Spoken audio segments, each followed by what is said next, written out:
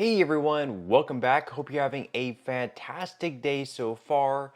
So, currently in Congress right now, there is a bill on the table that, if passed, would increase benefits across the board for everyone by $2,400 per year. We're going to be going over why some people are saying that this bill actually has the best chance of passing in quite some time. But before we go ahead and dive into it for today, if you would like to receive up to $200 in free stock or $200 in free cash, in a pinned comment below, I will be leaving a link to Robinhood. All you have to do is once you click on that link is just sign up for a free account and then simply link your bank account. You do not even have to make an opening deposit. At that point in time, Robinhood will be sending you one free stock worth all the way up to $200. And if you'd rather just have the cash, all you have to do is once you receive the free stock is just sell for what it's worth and then transfer the cash value right back to your bank account. Okay, so once again, right now in Congress, there is a bill that, if passed, would increase benefits by $200 per month, $2,400 per year, among other things such as increasing the annual cost of living adjustments and other things like that. We are going to be going over the bill, what's in it, and why some people are actually saying that this bill actually has the best chance of passing in quite some time. We are going to be covering all of that right now. So according to Yahoo Finance, back on February 13th of this year, Democratic Senator Bernie Sanders formally reintroduced the Social Security Expansion Act to Congress, and this time he had a lot more support from fellow lawmakers pushing the initiative. As Go Banking Rates previously reported, the Social Security Expansion Act was first introduced on June 9th by Sanders and U.S. Representative Peter DeFazio. Under terms of the bill, anyone who is a current Social Security recipient or who will turn 62 in 2023 would receive an extra $200 in each monthly check, meaning Social Security recipients could get an additional $2,400 a year in benefits if the bill wins approval, something seniors would no doubt welcome as inflation wipes out their annual cost of living increases. So, among other things that this bill would do, first off, it would extend the solvency of Social Security for 75 years. This would obviously be very big because right now, within the next 10 years or so, the trust fund is going to be going insolvent. And what happens when it does go insolvent is, unfortunately, we are going to have across the board cuts for everyone receiving Social Security by up to 26%, which basically means that if you're receiving $1,000 per month, hypothetically, a 25% cut for you would mean that you're now only receiving $750 per month. Now, they go on to say that they would do this by requiring the wealthiest American households to pay their fair share of taxes. He says that today, because of the earnings cap on Social Security taxes, a CEO making $20 billion a year pays the same amount of money into Social Security as someone who makes $160,200 a year. This legislation would lift this cap and subject all income above $250K to the Social Security payroll tax. Under this bill, over 93% of households would not see their taxes go up by 1 penny. Additionally, they would be expanding Social Security benefits across the board for current and new beneficiaries by $2,400 a year. This is something that we already discussed. They would also be increasing the cost of living adjustments.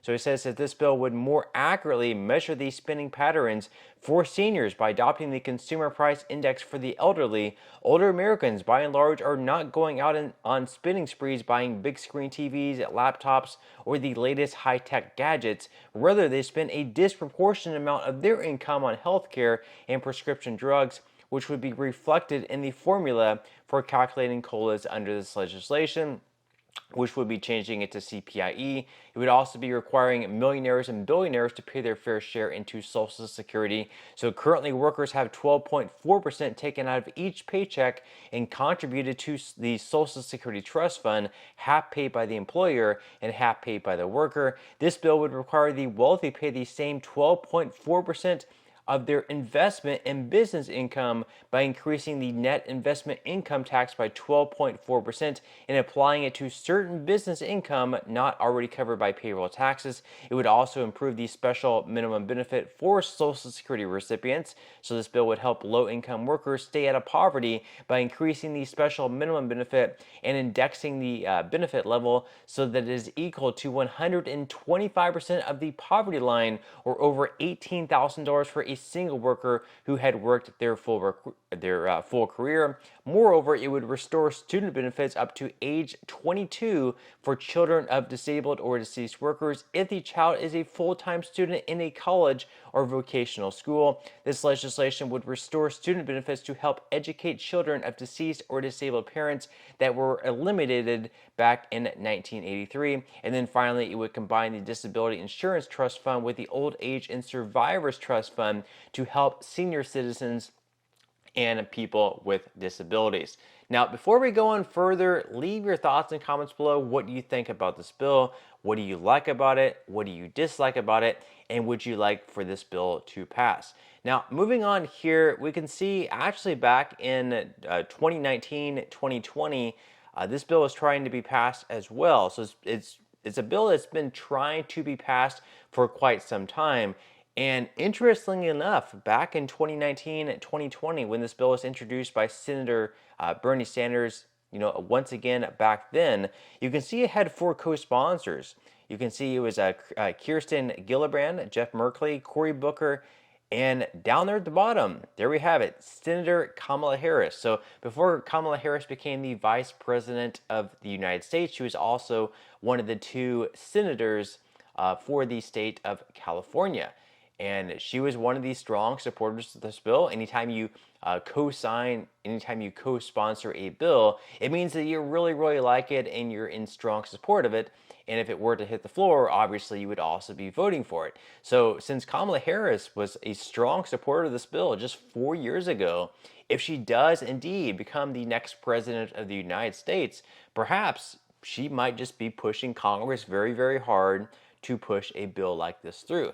Now we've seen that now that she's kind of like trying to become the president, we've seen her move much more to the center on a lot of her policies, like being more, I guess, business friendly to compete against Donald Trump and things like that. So whether or not she would still be on board with all these extra taxes to afford a $200 per month increase across the board, who's to say? But once again, you can see up on the screen, she is indeed one of the co-sponsors of this bill, which a lot of people are saying, like, hey, maybe if she does become the next president of the United States, maybe this bill actually has a very strong chance of passing. Who knows?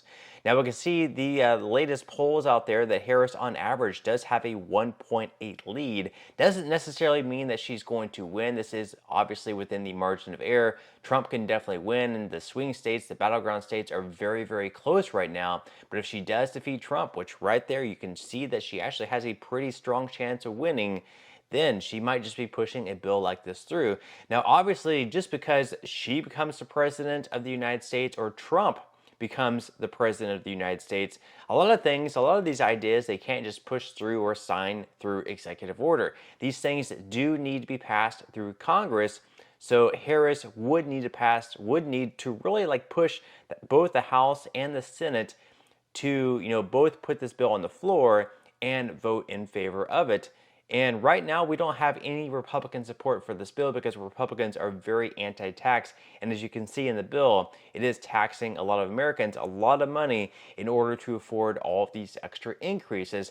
So pretty much Kamala Harris would have to be banking on the fact, and Bernie Sanders would also have to be banking on the fact that Democrats would have to have at least the majority in the House, and then in the Senate they would need probably 60 seats unless they could get some Republicans to join them in the vote. In the Senate, a bill does need at least 60 votes in order to clear that hurdle to get on to the president's desk to be signed into law.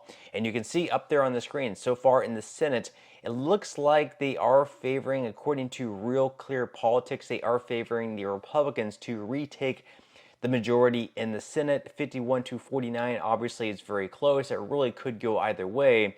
And then as far as the House goes right now, the generic vote does have the Democrats at 1.2. So the Democrats are in favor of retaking the majority in the House. So we might have the House flip right now where Republicans have the majority, where the Democrats then might have the majority, and they could pass this bill through the House. But then when it comes to the Senate, if the Republicans have a majority of 51 to 49 and the Democrats need at least 60 votes, well, more than likely it's going to be very hard to get this bill through. And this Kamala Harris includes some other things in this bill the Republicans might like, or they try to meet somewhere in the middle to still make this $200 per month increase happen, but maybe include some other measures in there as well that maybe offset that. But with that said, again, leave your thoughts and comments below. Are you confident that lawmakers can push this bill through Congress and sign it into law? Are you in favor of it? Do you hate it? Leave your thoughts and comments below. But that's all we have for today's video, and I will see you in the next one.